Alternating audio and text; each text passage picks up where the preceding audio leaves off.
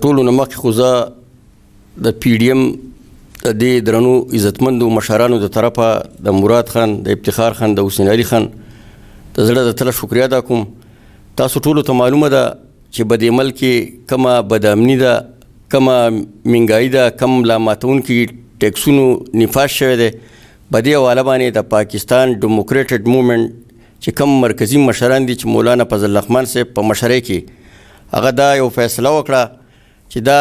را روانه هفته مکمله 15 ورځې په ټول پښتونخوا وطن کې به احتجاجي کیمپونه لګي، احتجاجي مظاهرې به کېږي. نو په هغه حواله باندې نن مازدیګر د پی ډي ایم د سوات یو اهم غونډه وشوه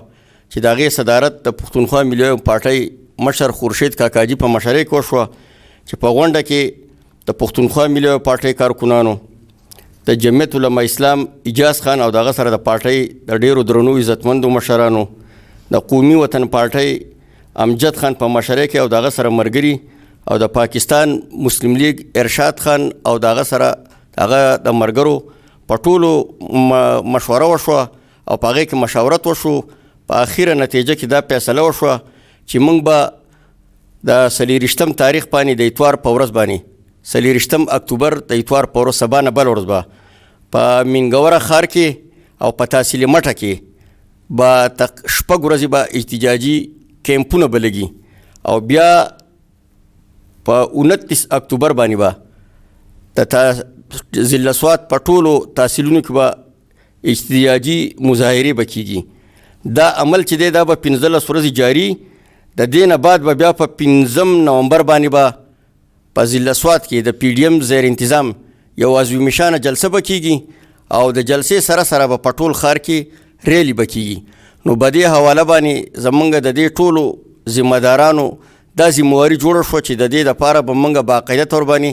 د جومات په حواله باندې د محلې په سطح باندې عوامو ته به آګاهي ورکوو چې عوام به دې کې په دې ملا ماتونکي ګرانۍ په خلاف باندې د پی ډي ایم باقاعده طور باندې ملاتړ وکړي. او د دې سره سره موږ به کاروباري حضرات چې کم دي چې هغه ته تاجر برادرۍ سره تعلق ساتي، موږ به هم هغو ته سوال کوو او گزارش پورته کوو چې هغه په دې احتجاج کې باقاعده طور باندې د پی ډي ایم د ملګرو سره بھرپور اوږه په اوږه باندې ودرېږي. چې تاسو ټولو ته معلومه ده چې یو طرف ته په دې ملک کې ملا ماتونکي ګراني نه راغلي ده، د هغې سره چې کم د خوراکي شیزونه دي هغې کې چې کم وړه دي، که هغې کې دوايانې دي، که په هغې کې غوړي دي، نور د خوراک شیزونه چې کم دي، بیا که د بجلی بیلونه تاسو وګورئ، بیا د هغې سره چې په پیټرول په مصنوعاتو کې چې کومه اضافه شوې ده، یو طرف ته و چې دا په عالمي سطح باندې دا پیټرول ګران شوي دي، او بل طرف ته که تاسو وګورئ نو په پاکستان کې په هره دویمه ورځ باندې د پیټرولو په نرخونو کې اضافه کېږي. او د دې سره سره دلته زموږ به د سوات کې په کاروباري طبقه او خصوصا په عوامو باندې کم د ملا ماتونکي د ټیکسونو دپاره چې کومه لاره هموارۍ، نو دا فیصله پاکستان ډیموکریټډ موومنټ وکړه چې موږ به دې ملک مهنګایي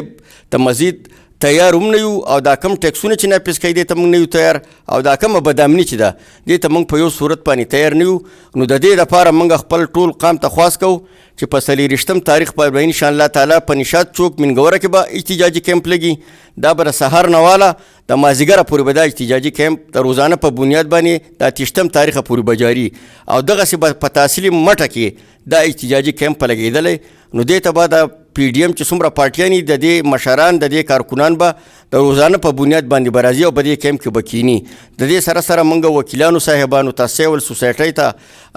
صحافي برادرۍ ته، سوشل میډیا، الکترونیک میډیا والا ته موږ هم خواست کوو چې هغه به دلته راځي او دې احتجاجونو کیمپ ته به راځي او باقاعده طور باندې به د دې بھرپور طریقه باندې به د دې راپورټینګ کوي. او په دې باندې به انشاءالله تعالی سبا به بیا که خیري د ارشاد خان په مشرۍ کې به موږ بیا په منګوره کې راغونډېږو او په دې باندې به بیا موږ د سبا بله ورځنۍ ورځې دپاره به موږ لایحمل اعلان به کوو.